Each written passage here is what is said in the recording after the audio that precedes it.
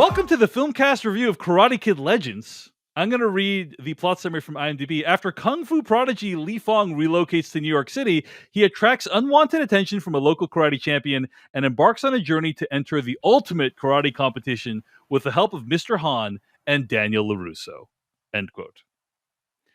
Now, if you've been listening to the Filmcast wherever you get your podcasts, you have been hearing Jeff Kanata describe his journey revisiting the original couple of Karate Kid films. Jeff, I was so delighted to see, I believe there's a clip from Karate Kid 2 in this film, right? Starts with a clip. It starts with literally the clip I described last week. Incredible. It was amazing. Brilliant. How prescient. Yeah. How prescient. So, Jeff Kanata, I am so curious, now that you've seen Karate Kid Legends, a Karate Kid film for the modern age, what did you think of this movie? Well, Dave, I guess you could say what I thought of this movie is best summed up in the form of a limerick. Let's hear it, Jeff. I loved Pat Morita. I did. And Jackie is truly splendid. But this one's a fail because it's no fairy tale. There's karate, but not enough kid. Wow. Okay. First, let me just say, there's absolutely no reason this movie should be PG-13. I did not bring my son because he's 8, and we had a whole discussion last week about whatever. I thought about you, but I should have.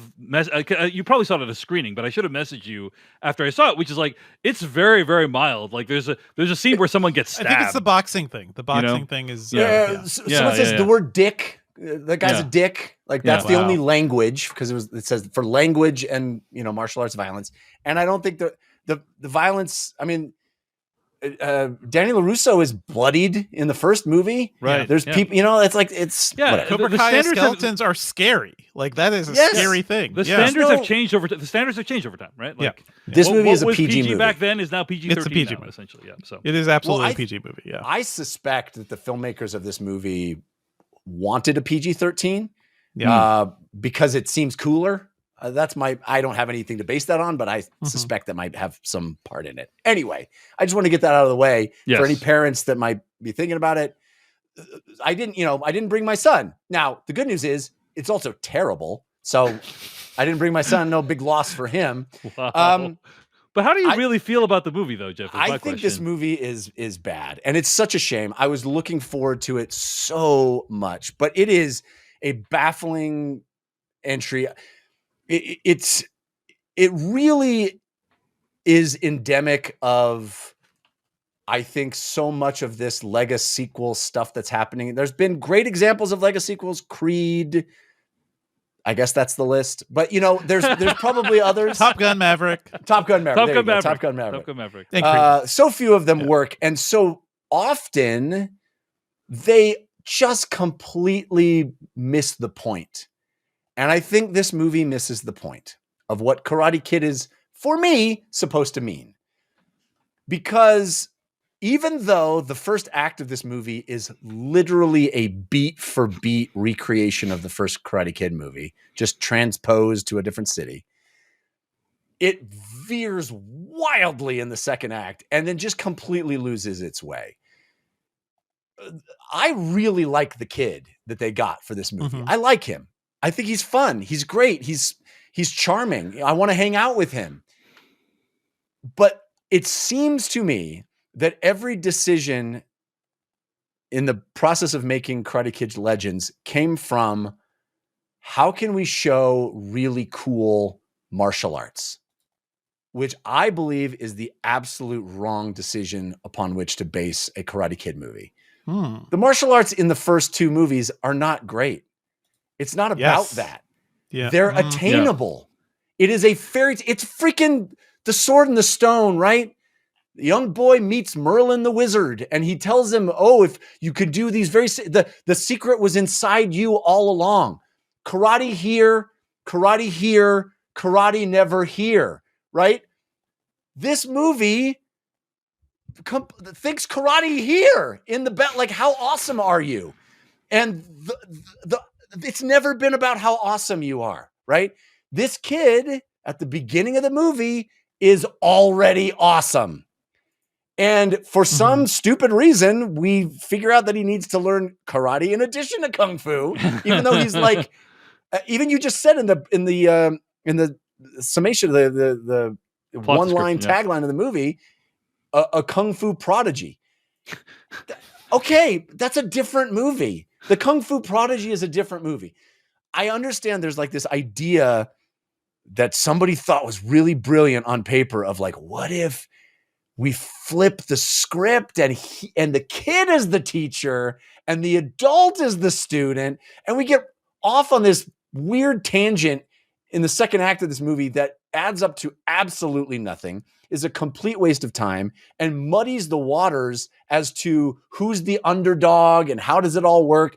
And ultimately, the movie is so concerned with showing you cool action sequences, which I think are shot very poorly and not interesting, but is so concerned with like flippity dippity fun, like modern post Matrix action moves, that it forgets that this is a fairy tale about the kid in the audience thinking, I can do it. I could do that. Dude, all I got to do is wax a car and sand a deck and paint a fence. It's about the heart. It's about your heart. It's not about how cool the flip is that you can do. And this movie, unfortunately, completely loses the thread. It's, I think, dumb. And there are flashes of what could have been, because like I said, the young actors in this movie are really lovely, and they have some chemistry and some charm. And there's like this hint of a little romancy thing that could, but like, there's nothing about him being a kid. There's, we have to study for our SATs, but like, it's just for punchlines. It's not for heart. It's not to ground the movie in any kind of relatable experience. And it could have been like, the movie starts there and it just veers off into this goofy, like modern, dumb place of everything has to be ratcheted higher. Everything has to be cooler and cooler, instead of reducing. Don't make it cool. Make it resonant, make it heartfelt, make it relatable. And I think this movie wastes Jackie Chan, wastes the franchise, wastes Ralph Macchio. It's like, it's such a disappointment on level. It might be one of my biggest disappointments of 2025. By the way, Ralph Macchio looking good for age 63. Doing good. Yeah. He's got some Tom Cruise vibe in this. Yeah. He's aged really well. Well, Jeff, sorry to hear you did not like the movie very much. Devindra Harder, what did you think about Karate Kid Legends? Guys, I'd say this movie is like a stuffed crust pizza. It's way too much and excessive. It's sort of an unholy creation brought upon by our entire society as it exists right now. It does taste kind of good while you're eating it, but you will regret that stuffed crust pizza. It will make your tummy hurt. Physically and culturally. No, I actually had a lot of fun with this movie. It'll make your stomach work culturally. That's what you just said. It'll make your tummy hurt. It will make culturally our tummies hurt, because everything. I agree with what you're saying, Jeff. I don't think this movie is outright terrible, because it does enough good that I found it to be entertaining as I was watching it. But it's a weird movie. This movie is so weird. Extremely. I think once I leaned into like, oh, this is so totally ridiculous. And the original Karate Kid kind of was too. It was more grounded, but still the idea that, a kid could learn karate enough to defeat a black belt in a couple of weeks. I always found that kind of hilarious.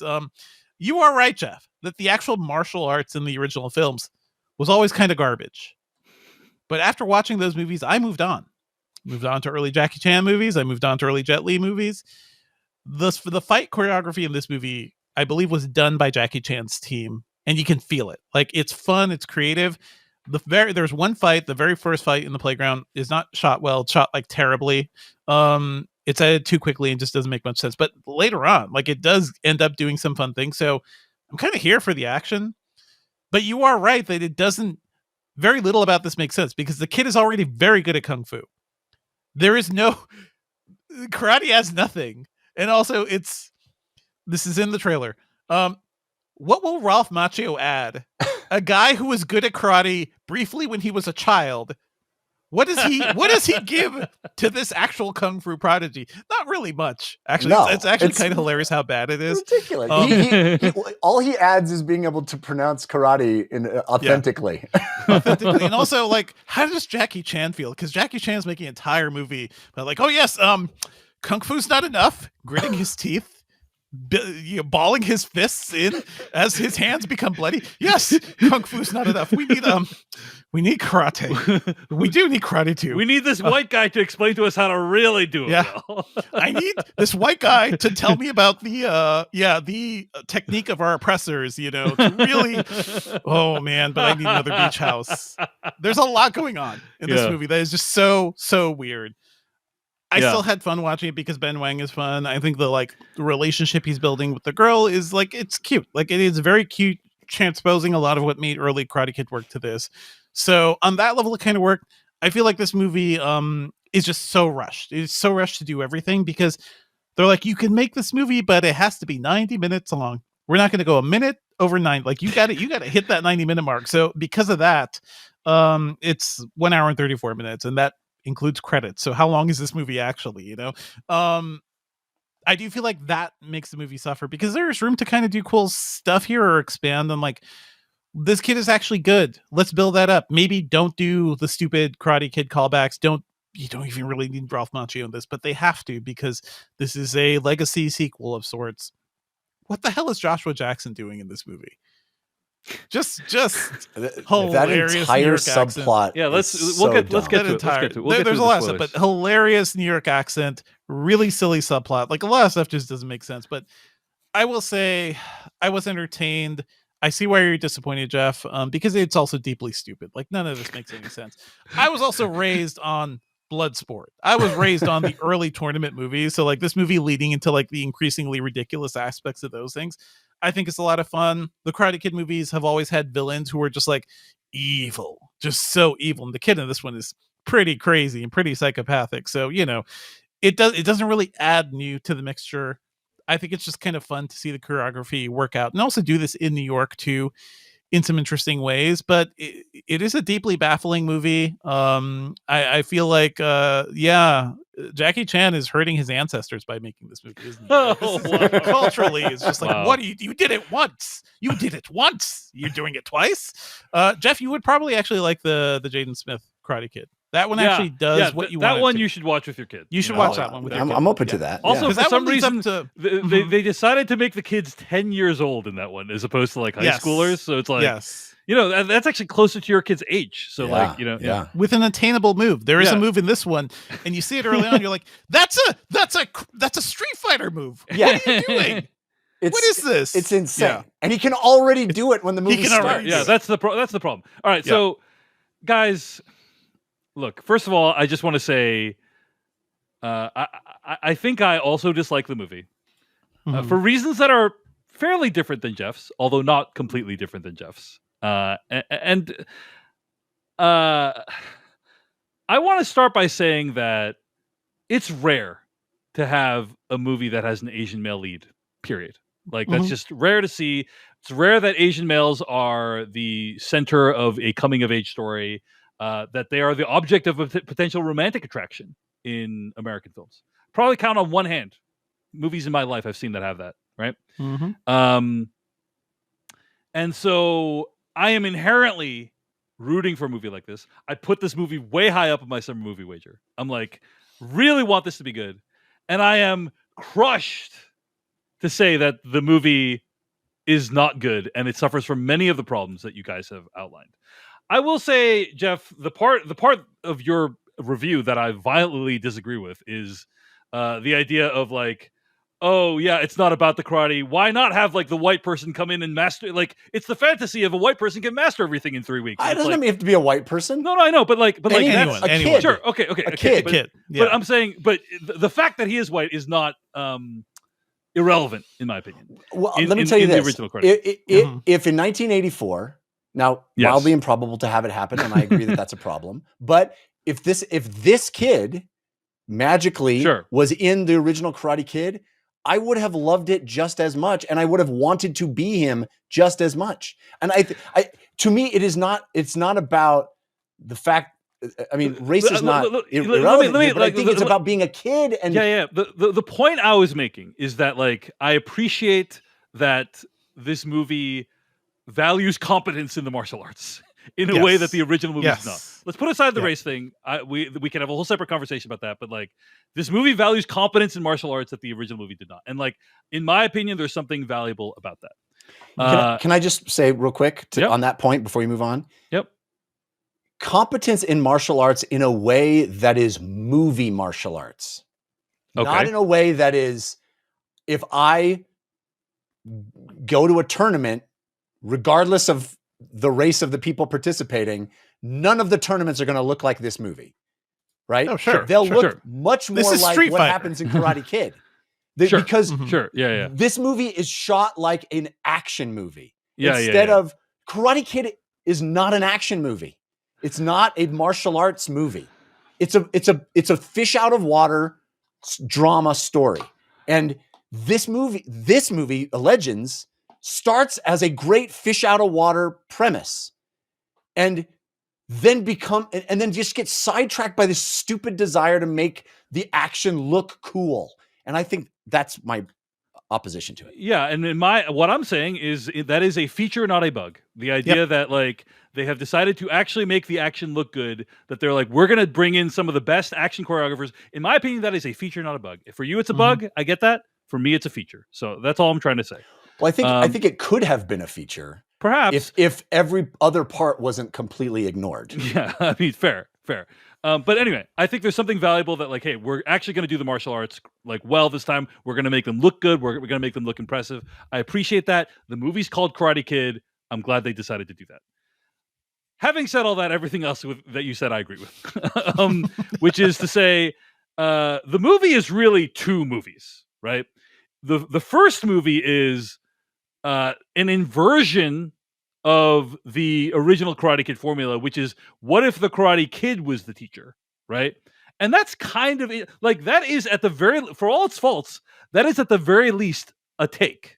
That is, we're going to try to do something different than last time. And I admire that they went into this with a take. And then they're like, well, we don't want to do that anymore. We need to go back to, we need to try to remake the Karate Kid as well. And it's like, it mashes these two ideas together in a very, very, in a way that honestly doesn't feel good in terms of just like the viewing experience. And from a plot perspective, makes no goddamn sense. And that is very, very sad, because I think they had the ingredients for a really great reboot / Lego sequel. And they decide these two movies are competing with each other. They're competing with each other such that they literally make no sense juxtaposed next to each other. That's because it's an Ouroboros. It's eating itself. In the one movie, the kid is a kung fu master, and in the other one, he's not. And it's like, you can't have both movies in one movie. It doesn't make any sense. That's exactly right. That's exactly right. We don't know how to feel about this kid. Right. Because you've told us two diametrically opposed facts about this kid. The movie cannot decide how good he is at martial arts. And that sucks. Like, I don't understand why. On the other hand, the problem is the movie probably doesn't exist without Ralph Macchio and Jackie Chan, right? Is the problem, right? And so, like, so they had this cool idea for a fresh take. They also needed to get Jackie Chan and Ralph Macchio in it. Those two movies do not coexist with each other. So they just were like, let's just mash them both together. And what we have is Karate Kid Legends. I don't know. I'm making a lot of suppositions, but it seemed to me, I kept thinking, like, why would they do this? And it seemed to me they were like, this kid can do this freaking awesome kick. There's no way he learns that in the course of the movie. We got to have it. This movie feels like, you know what, honestly, this movie feels like the sequel to a movie we never saw. Because there's like so much backstory that we get in flashback, and, you know, like it feels like there's a whole movie where he trains in Beijing and he has a whole thing that happens, and we see him go from nothing to being awesome, and he trains with Jackie Chan. Right. And then there's this movie, you know, and it's like, I don't know. I think I don't agree with you, Jeff, because I think they really tried to hedge how good he is, right? Because he can kick people's ass, but he can't do the kick thing, and he gets his ass kicked by they just tried to make it. He can do it. It's just the other guy saw it coming. Right, that's right. I think they try to make it. They try to make Yeah. it murky, and it doesn't work, in my opinion. Yeah. It does not work. So I will say I do want to give a shout out to Ben Wong. I'm not sure if it's pronounced Wang or Wong. Apologize, but do want to give a shout out to Ben Wong because what he is asked to do in this movie is very difficult. He needs to speak Mandarin and English fluently, and also be able to convincingly kick a bunch of people's asses, including adults. And be a sensitive, relatable kid. And I think he pulls that part off really well. Yeah. And so he is guilty of no crimes in this. Like I think he's a very solid. There's probably single digit or low double digit people in this country that can pull off what he pulled off in this film, in my opinion. Which is like anchor this movie, convincingly do the martial arts, speak fluent Mandarin and English. Like it's just there's not that many people that can do that.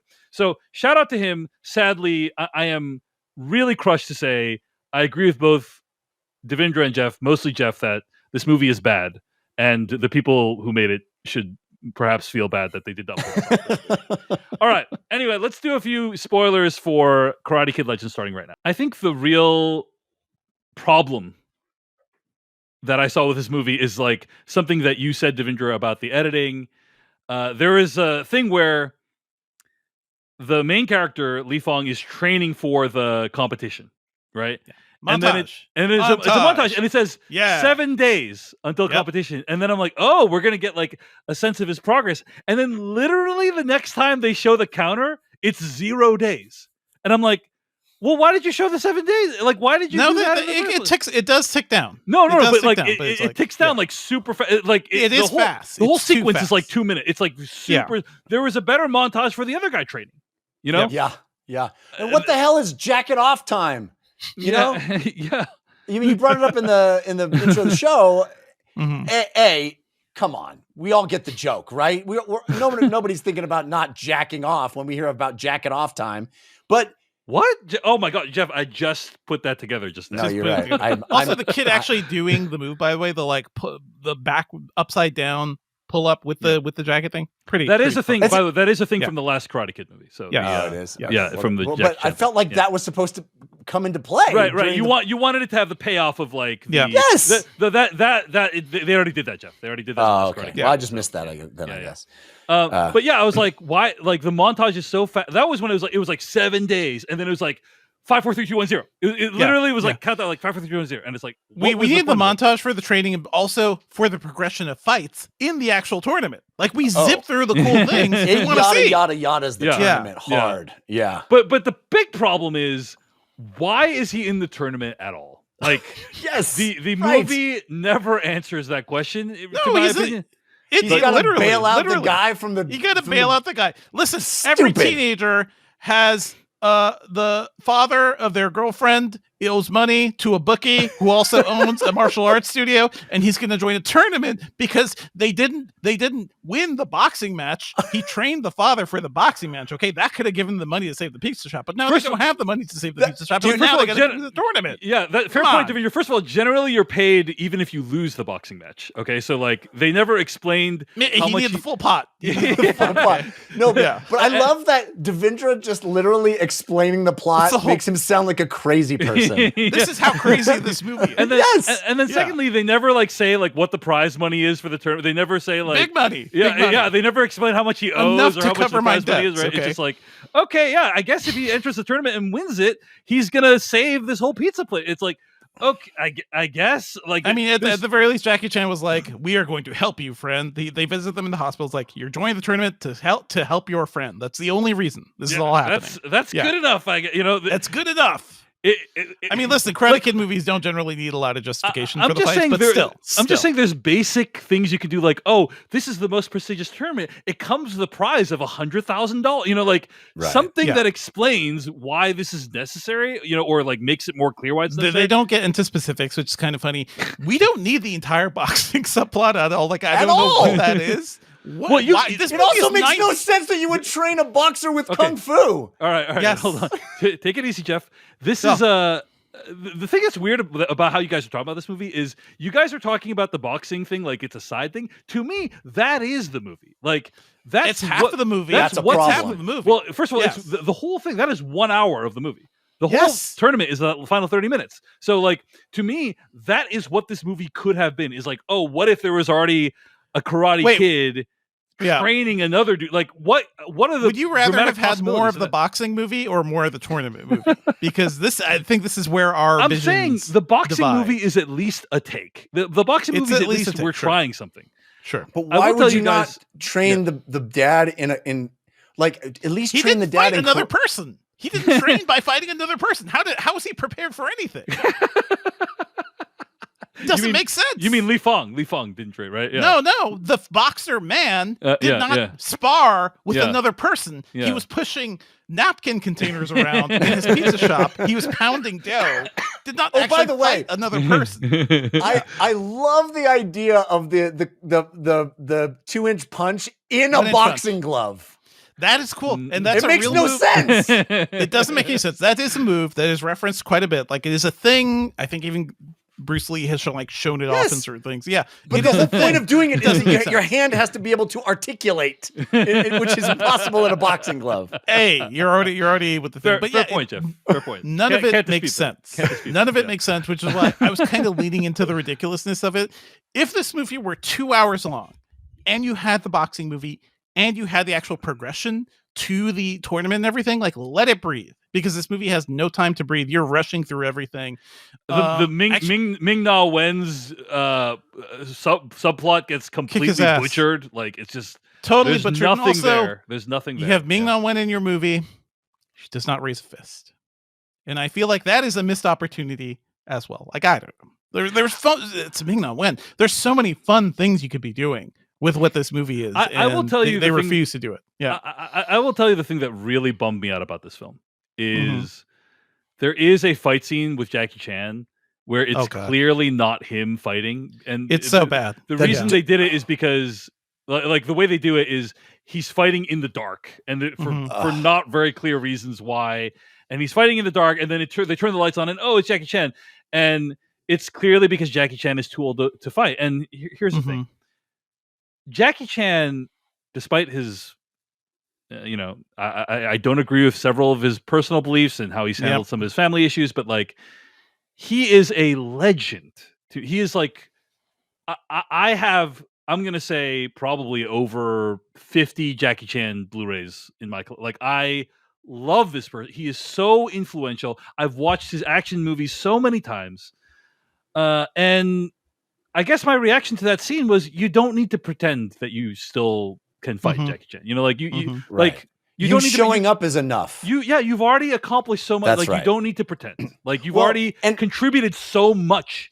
It just bums me out that he feels like I need people to think that I can still fight, and it's like, don't worry about it, dude. Like you don't need. You're so right. Yeah. You're so right. And also on top of that, that scene is fucking stupid because. Can you imagine Mr. Miyagi showing up at a kid's house and just attacking them? Breaking in, and then attacking them. Yeah. Attacking them with cutlery and pots and pans and shit. Like, what movie are we in right now? It's so dumb. He doesn't understand he's in America, and he could easily get shot for that shit. Is the problem? Right. Is the problem? Like, it so misses the point of what this franchise has been, which is it's not a series of action sequences. It's like it's a fantasy about discovering this mentality. It's about heart. It's about, and Jackie Chan is the perfect person to sub in that role. And again, I have not seen the movie where he go watch the other movie. Well, okay, but I'm talking about this movie. Yeah. So I guarantee you, most of the people that see this movie have also not seen that movie. Very possibly. That movie. The point is that what you're saying is accurate, Dave. He can show up. He can add gravitas. He can add a weight and a a level of reverence that Pat Morita brought to the franchise as well, of like, hey, this is not something to fuck around with. Karate here, karate never here, right? That is what the franchise is about. It's like, it's not about showing off. It's not about kicking someone's ass. It's about living a lifestyle that is reverent, honorable, beautiful, in tune with nature and your fellow humans. Like, that is what the lesson of Karate Kid is. It's not like, hey, if you put your arms like this, you can kick the guy in the face, right? It's those bad guys were using this beautiful thing in the wrong way. I'm teaching you how to use this beautiful thing in the right way. Right. Jackie Chan breaking into your house and attacking you with pots and pans is some fucking Cobra Kai shit. That's not the beautiful art form. That's not. Yeah. It's like, it misses the point entirely. Did you hear Daniel's response, by the way? The how do you counter the counter, right? To counter the dragon kick, which looks amazing. Sweep the leg.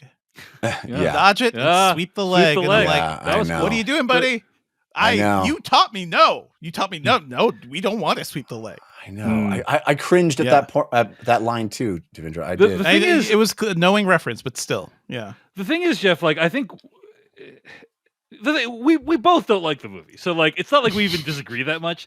I guess I was more open to a different take, a different version on what this movie, like, it sounds like you wanted this to kind of like live up to the ideals or overall arc of the original series and like do honor to that. And I was okay for this to be like, hey, we're going to go in a different direction with this. Dude, sadly, I was not happy with the different direction they went in, but like, I think you confuse perhaps my, I'm open to a different direction. I think thematically, it should be consistent. Thematically, well, that's what I'm saying. It's like, I was open to a different theme entirely, which is like, actually, it's about how good you are at karate, right? You know, like, I was open to that, right? Like, I was open to that as a possibility.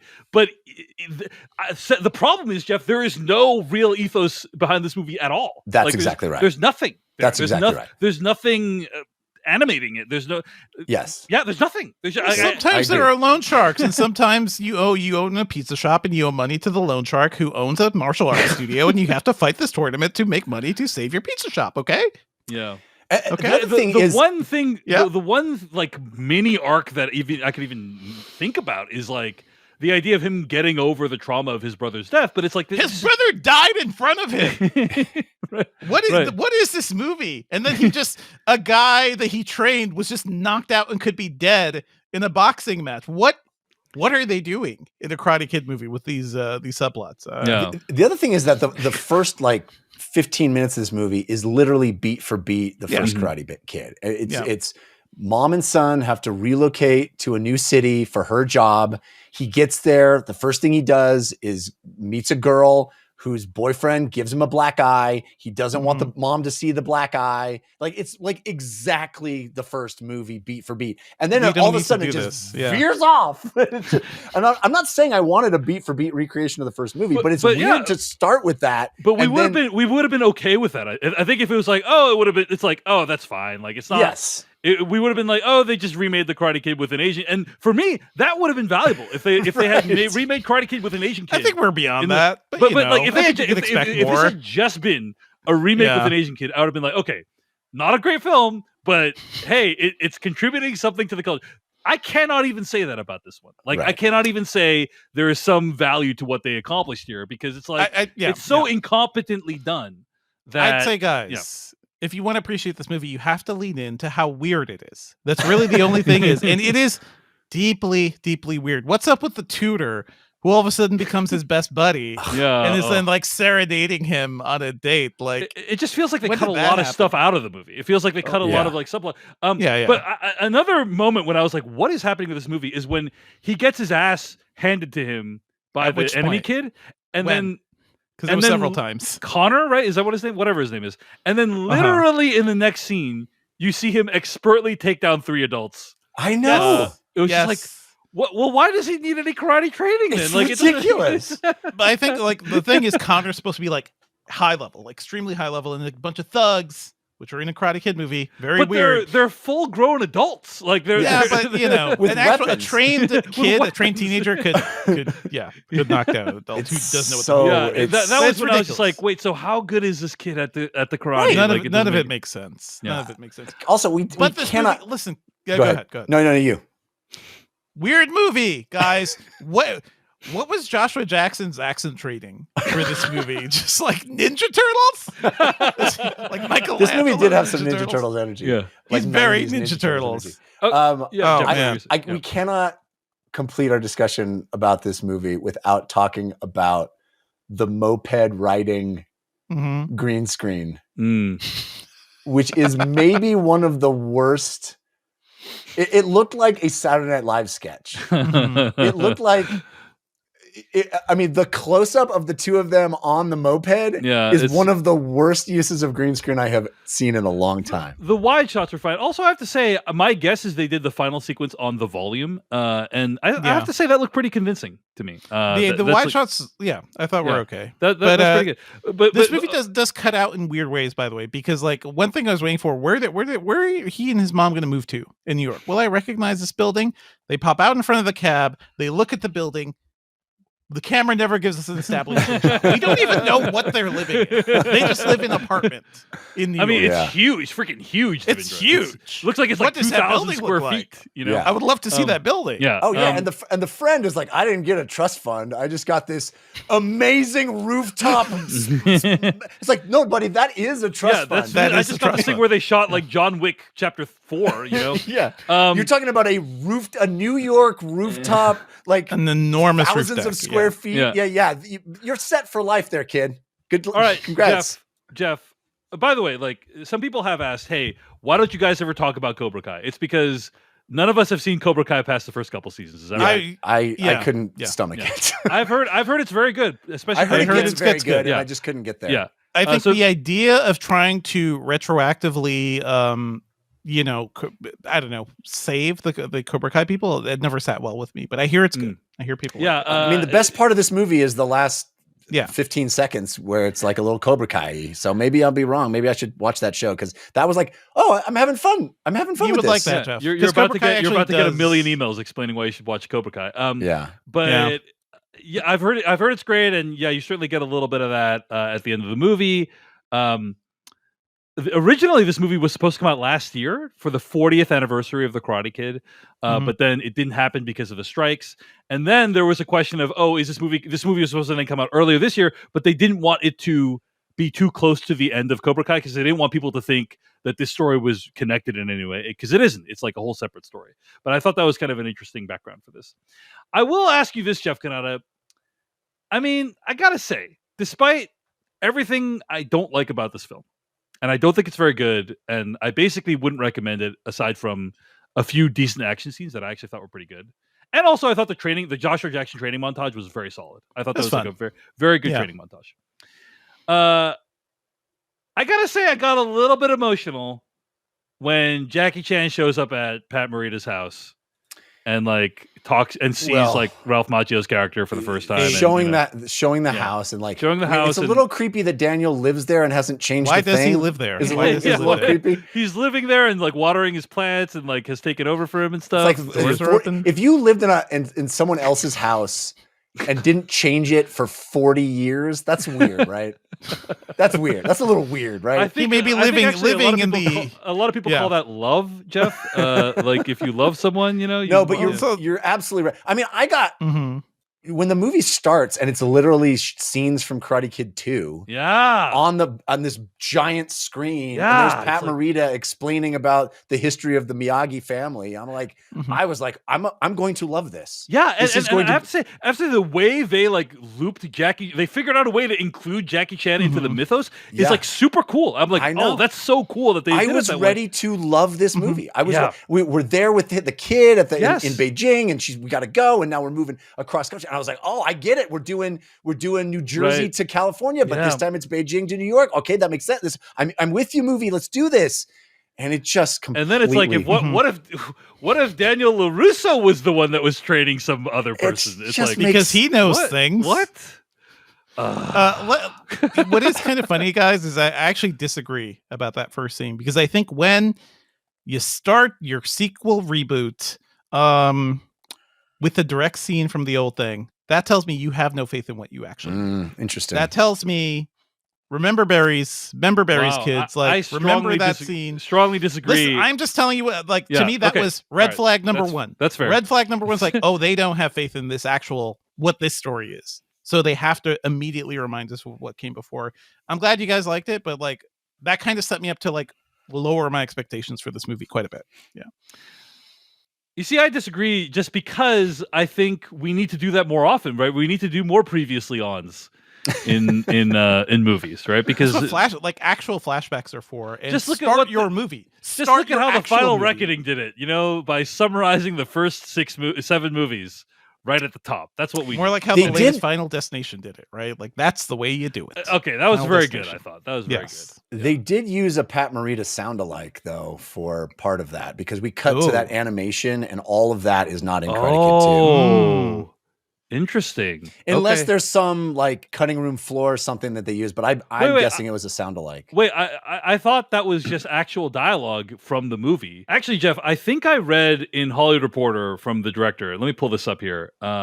It looks like, according to Jonathan Entwistle, the director of the film, that they used pieces that were filmed for Karate Kid 2, but like might have never been actually used. Yeah, I was thinking that might be what it is. It's like stuff on the cutting room floor that they were able to piece together, because it certainly isn't in like the sequence from Karate Kid 2 that I talked about, literally referenced last week, ends, and then this sequence kind of starts up, and there's animation, and you have a voiceover, and I was like, is that actually Pat Morita, or is that stuff they did just to sort of add a little connective tissue to this movie? He says, quote, "We went back into the vault to find the archives and into the archives to find all the scraps of film from that Karate Kid Part 2 sequence. There were so many different iterations.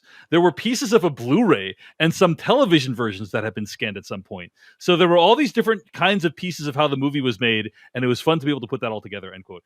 That's interesting that like, sometimes they use a different take for the TV version, right? And you can imagine they might have used different takes for that. So anyway, I wonder, I will take him at his word, but also it's a easy thing to say. It's like, oh man, there's just so much that we certainly didn't use AI for any of this. We certainly didn't hire someone who sounded like him for the, so who knows how they did it, but it does seem as though they used unused takes from the Karate Kid 2 to put this together. And honestly, if that's true, kind of cool. Cool. Yeah, it is. That is cool if that's the way they did it. But it was interesting because having just watched that scene, I was like, well, that's where the scene ends. Yeah, and it's still going. Yeah, interesting. Yeah. Any other thoughts on Karate Kid Legends? What a bummer this one was. What a bummer. Yeah. Well, at least I didn't put it on my summer movie wager. I mean, the other thing I do want to mention is, by today's standards, the last Karate Kid movie was a massive success. Yeah, it was the last Karate Kid movie opened to $65 million. That was what, 2010? 20? Yeah, what was that? Yeah, $65 million of 2010 dollars. Like, huge hit, and this one, not even close. Your son will enjoy that movie. It's fun. I was hoping this would be even bigger than that one, but I was wrong. So no Jaden Smith. Yeah, that's what they were missing. You need Jaden Smith if you want asses in seats, baby. Mm-hmm. All right. I'm actually really sad now, guys. I'm actually really sad after this conversation. But in any case, despite literally everything we have just said, at the end of the day, it is still really impressive that director Jonathan Entwistle made a movie. Thank you so much for watching this video of the Filmcast. Check out these other videos that we have available, and be sure to hit like, subscribe, and hit that bell icon to get other videos from us in the future. You can also go to thefilmcast.com to catch all of our audio podcast versions of all of our episodes. And support this podcast at patreon.com/filmpodcast, where you can sign up for ad-free episodes and exclusive After Darks. Thanks so much to everyone who makes the Filmcast possible.